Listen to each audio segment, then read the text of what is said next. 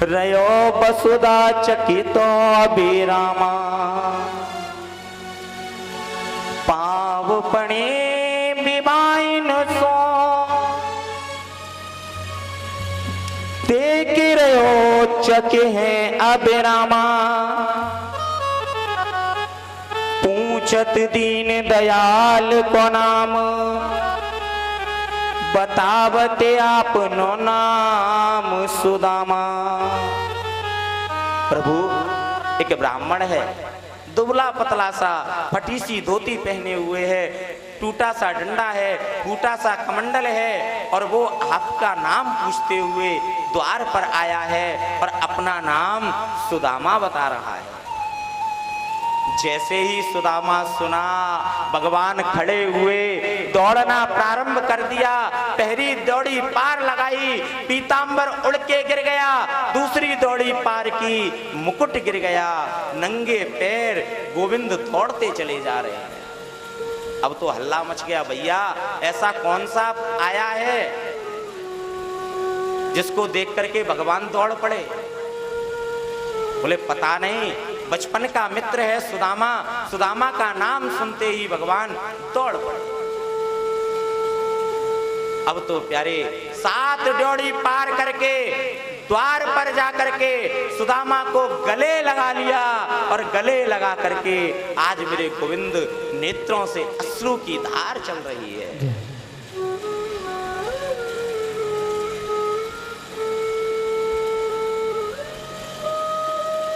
सुखदेव जी महाराज कहते हैं, सोनकादि मुनियों, भगवान ने कहा मेरा मित्र 7 महीने से पैदल यात्रा करके आ रहा है, अगर उसके लिए मैं 7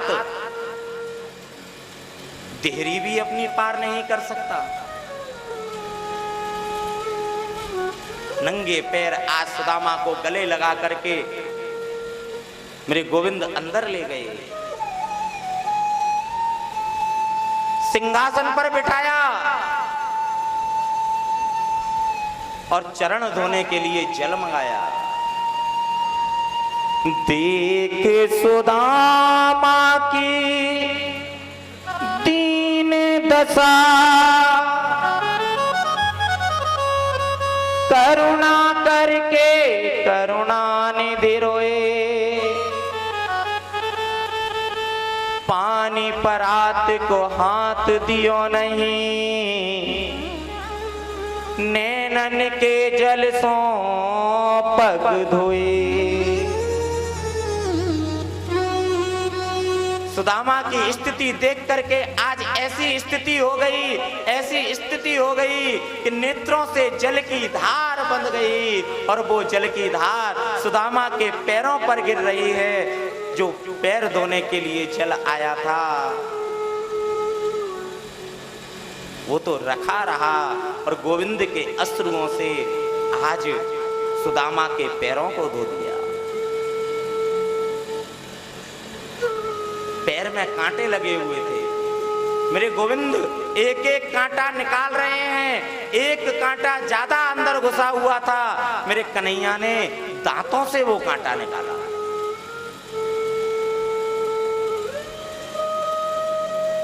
इसे कहते हैं मित्रता। मित्र 10 मत बनाओ, मित्र 1 बनाओ, लेकिन मित्र ऐसा बनाओ जो तुम्हारे साथ खड़ा हो। ऐसे मत बनाओ जो तुम्हें विपत्ति में फंसा के और खुद निकल जाए। मित्र ऐसा बनाओ जो डट के तुम्हारे साथ खड़ा हो। एक पिता पुत्र बैठे हुए थे, पुत्र ने पिता से पूछा, पिताजी तुम्हारे कितने मित्र हैं? बोले मेरा तो एक ही मित्र है। बोले बस एक ही मित्र है? मेरे तो 10 मित्र हैं। बोले 10 मित्र हैं तो एक काम कर, तू अपने एक मित्र के पास फोन कर कि मेरा स्वास्थ्य गड़बड़ है, मुझे कुछ धन की आवश्यकता है।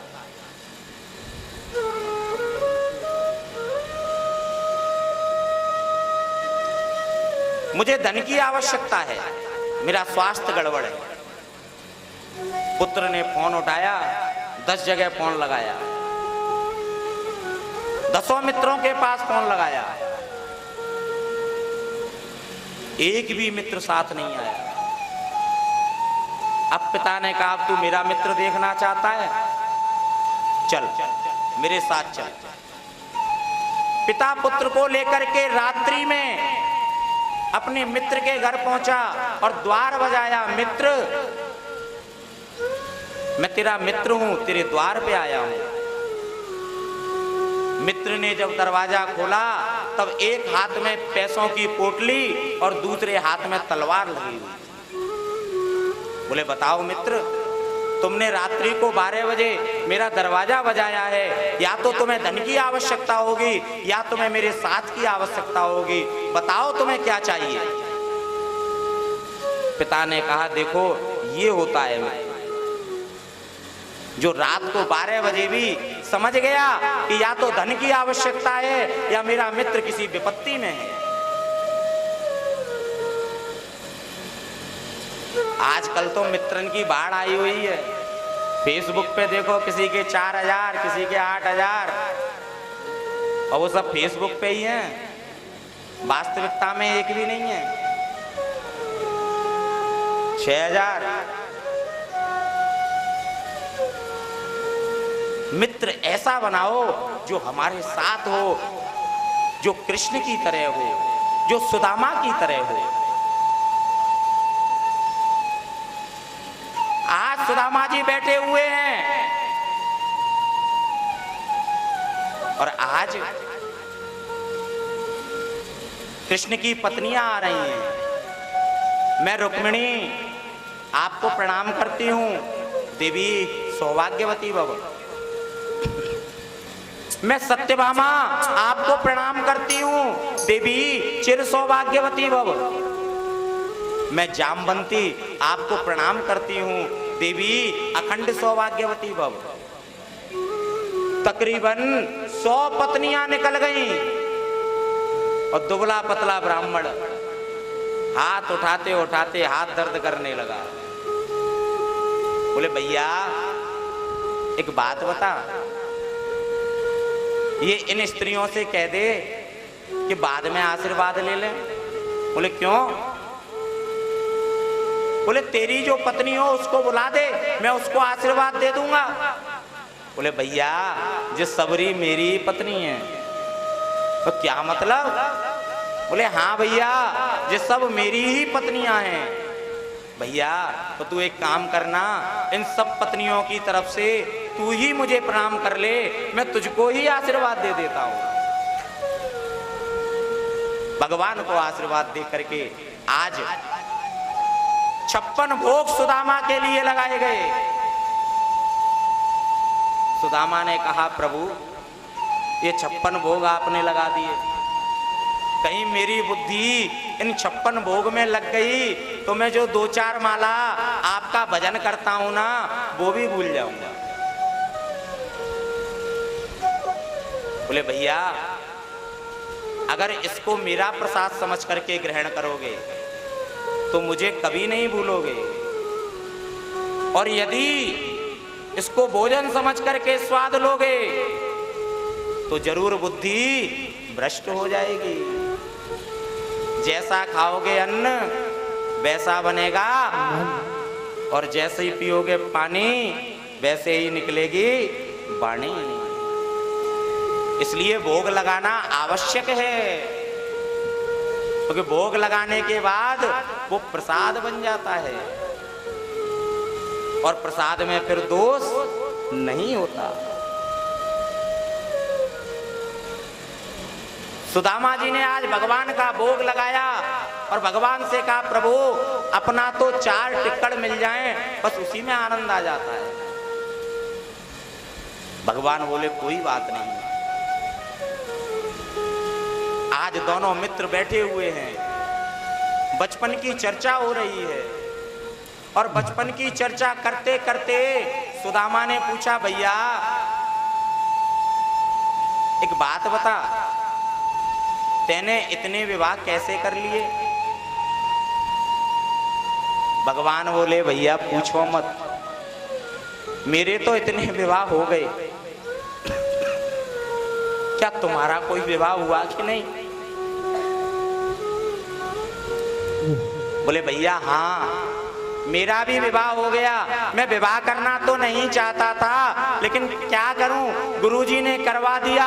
और तुम्हारी भाभी का नाम सुशीला है। बोले भाभी का नाम सुशीला है तो जरूर मेरी भाभी ने मेरे लिए कुछ ना कुछ भेजा होगा। क्या भेजा है मेरी भाभी ने मेरे लिए, कुछ तो दिखाओ। अब सुदामा चक्कर में पड़ गया। बोले इसकी पत्नियां खड़ी हैं, मंत्री खड़े हैं, सब राजसी लोग हैं। इन राजसी लोगों के सामने मैं जब सुशीला की भेजी हुई वो पोटली खोलूंगा तो ये सब हंस जाएंगे, मेरा मजाक बनाएंगे और कहेंगे देखो इतनी दूर से तो मित्र आया और वो भी कच्चे चावल लेकर के आया। अब पोटली को छिपा रहे हैं।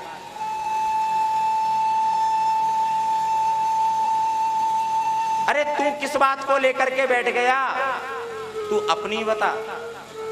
बोले नहीं, एक तो तुमने मुझे अपने विवाह में बुलाया नहीं, और दूसरा मेरी भाभी ने जो भेजा उसको तुम छुपा रहे हो। बोले भैया चल, मेरा तो एक विवाह हुआ, मैं एक विवाह में तुझको नहीं बुला पाया, पर तेरे तो इतने विवाह हुए, क्या तुझे एक भी विवाह में अपने मित्र की याद नहीं आई? बोले भैया हम तो घर से घूमने के लिए निकले और जब लौट के आए तो तुम्हारी भाभी को संग लेके आए। हमारे विवाह तो ऐसे हुए, पर तुम बताओ मेरी भाभी ने मेरे लिए क्या भेजा?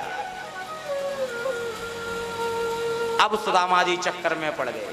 बोले इसकी आदत है, एक बार ये जिस बात को पकड़ लेता है उस बात को फिर छोड़ता नहीं है। और भगवान सुदामा को मन ही मन कह रहे हैं, सुदामा एक बार तूने पहले भी मेरे हिस्से के चने खाए थे, जिसके कारण तू मेरा कष्ट ले गया, और फिर वही गलती आज कर रहा है। मैं तुझे वो गलती दोहराने नहीं दूंगा। बताओ क्या भेजा है मेरी भाभी ने, क्या भेजा है मेरी भाभी ने? और कहते कहते मेरे गोविंद ने बगल में जो पोटली थी उस पोटली को निकाल लिया, और जैसे ही निकाल करके खोला मेरे गोविंद की नेत्रों से अश्रु निकल आए। सुदामा इन चावलों में तेरे घर का एक दाना भी नहीं है। सुदामा वस्त्र को देख करके मेरे गोविंद रोने लगे। अरे सुदामा तेरे यहां तो एक बिलस्त कपड़ा भी साबुत नहीं है। पहली मुट्ठी चावल भरे, मुख में डाला, अनेन एक लोक की संपत्ति मैं सुदामा को देता हूं। दूसरी मुट्ठी भरी, मुख में डाला, अनेन मैं दूसरे लोक की संपत्ति सुदामा को देता हूं। और जैसे ही तीसरी मुट्ठी भरी, मुख में डाला, रुक्मिणी ने आकर के हाथ पकड़ लिया। सब कुछ अगर इसको ही दे दोगे तो फिर हम कहां जाएंगे? भगवान को क्रोध आ गया, मैं ब्राह्मण को देना चाहता हूं और तू मुझे रोक रही है। अगर ये ब्राह्मण नहीं होता तो आज तू भी मेरे पास नहीं होती। अगर तुझे मेरे पास बिठाने वाले कोई हैं तो वो ये ब्राह्मण देवता हैं जो तुम्हारी पत्रिका लेकर के मेरे पास पहुंचे थे। रुक्मिणी बोल पड़ी, कच्चे हैं, ज्यादा खाओगे नुकसान कर जाएंगे। सुदामा जी बोले यही तो इसकी आदत है, एक बार जो ये जिद कर लेता है फिर किसी की सुनता नहीं।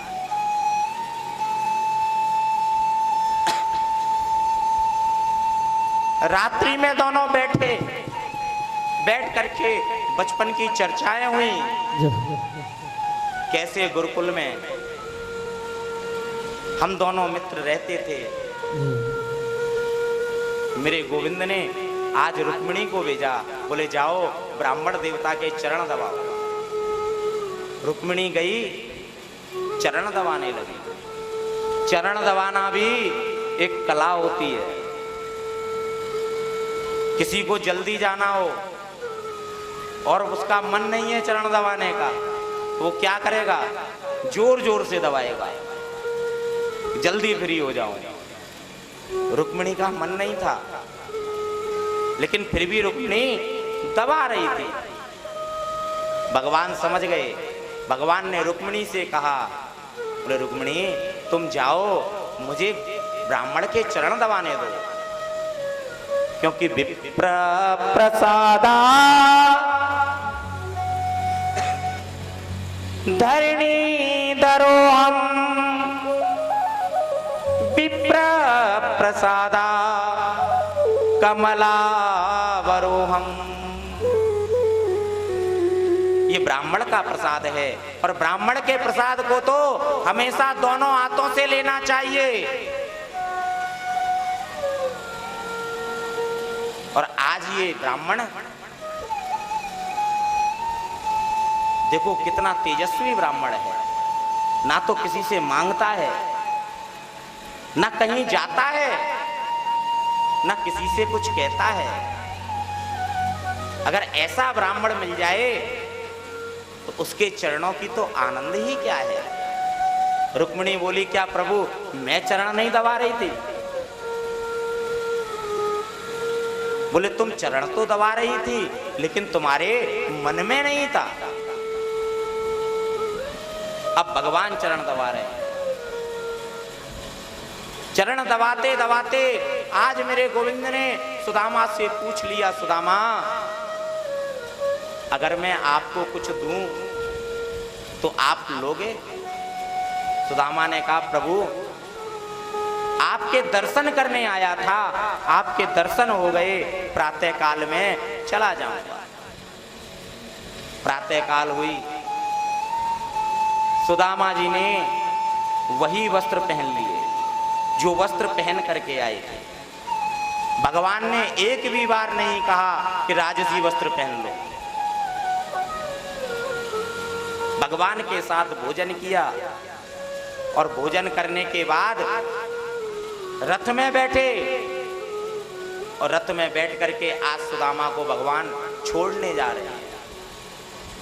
और सुदामा मन में विचार कर रहे हैं कि अभी तो भगवान ने कुछ दिया नहीं, हो सकता है मार्ग में दे दें। मन में सोच रहे हैं। भगवान तो सबके मन की बात जानते हैं।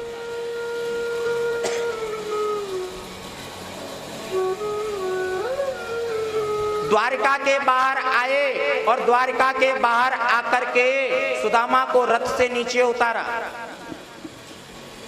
और भगवान हाथ पीछे करके खड़े हो गए। सुदामा ने सोचा जरूर भगवान के पास कुछ है जो मुझे अब देंगे। तुरंत भगवान ने हाथ जोड़ लिए, सुदामा भैया राम राम। सुदामा का मन थोड़ा सा दुखी हुआ। बोले इतनी दूर आया पैदल चल करके मित्र के पास, और मित्र ने कुछ नहीं दिया, अपनी यात्रा आगे बढ़ा दी। और जैसे ही रात्रि हुई, चोरों ने सुदामा को घेर लिया। क्या है तुम्हारे पास, निकालो सब। सुदामा बोले मेरे पास कुछ नहीं है, मेरे पास तो ये टूटा सा लठ, फूटा कमंडल, फटी सी धोती है, अगर इसको चाहिए तो ले लो। बोले इसका हम क्या करेंगे, जाने दो इसको। सुदामा की समझ में आ गया, अच्छा हुआ जो भगवान ने कुछ नहीं दिया। भगवान दे देते, ये चोर चुरा के ले जाते, भगवान का भी नाम हो जाता और मेरा भी काम नहीं होता। अच्छा हुआ सुदामा लौट करके आए। और जैसे ही सुदामा लौट करके आए, तो जहां पर सुदामा की टूटी फूटी झोंपड़ी बनी हुई थी, वहां पर कंचन महल बने हुए हैं। सुदामा मंदिर देख डरे, यहाँ पे थी मेरी टूटी झोंपड़ी, कंचन महल किए। भैया यहाँ पर एक झोंपड़ी थी, उस झोंपड़ी में मेरी पत्नी सुशीला रहती थी। वो कहाँ है कुछ पता है? और मुझे तो गए हुए अभी कुछ ही दिन हुए हैं। इन कुछ ही दिनों में यहाँ मंदिर बन गए, महल बन गए। सूत जी महाराज कहते हैं, सौनकादि मुनियों,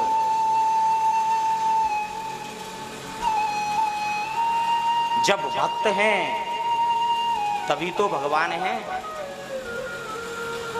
और जब भक्त नहीं होंगे तो भगवान कहां से होंगे?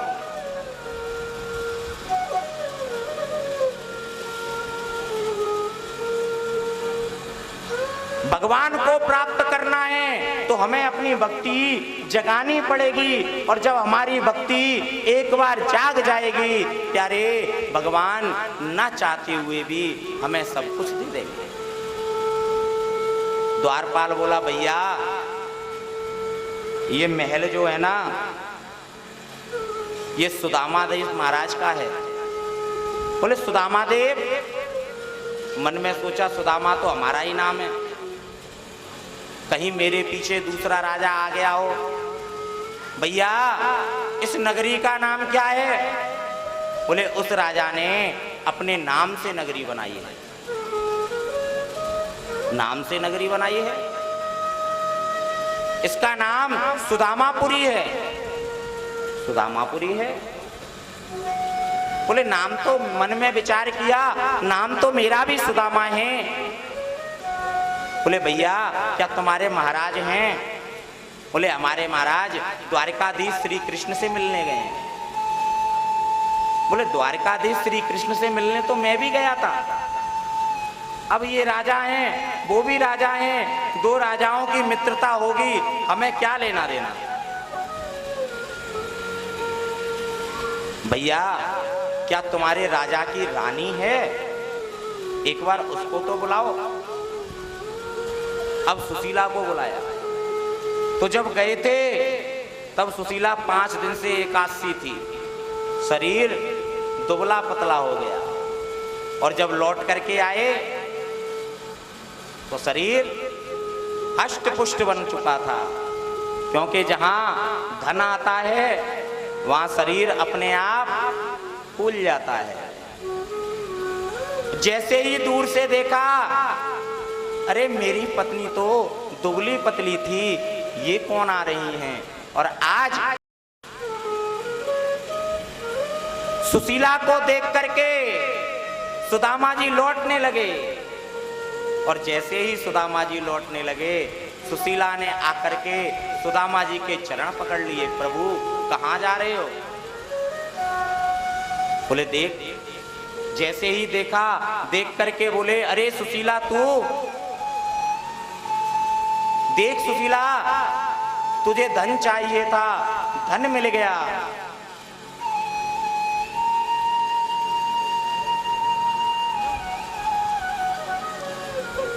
तुझे धन चाहिए था, धन मिल गया। महल चाहिए थे, महल मिल गए। मुझे ना धन चाहिए था, ना महल चाहिए था, मुझे तो भगवान का भजन करना था। अब मैं जंगल में जाकर के भजन करूंगा। तू हीरे की रोटी बना, सोने की दाल बना, और बैठ करके पा, मैं तो भगवान का भजन करूंगा। सुदामा जी तैयार खड़े हुए हैं आने के लिए, क्योंकि उन्होंने हमसे कहा था, सुदामा जी ने, कि गुरुजी आप कथा सुना देना, झांकी उसके बाद आएगी, क्योंकि उसके बाद फिर कथा नहीं हो पाती। इसलिए अब एक भजन होगा और कृष्ण सुदामा की झांकी। कोई भी अपनी जगह से नहीं हटेंगे, बैठे रहेंगे। बैठ करके ही झांकी का दर्शन करेंगे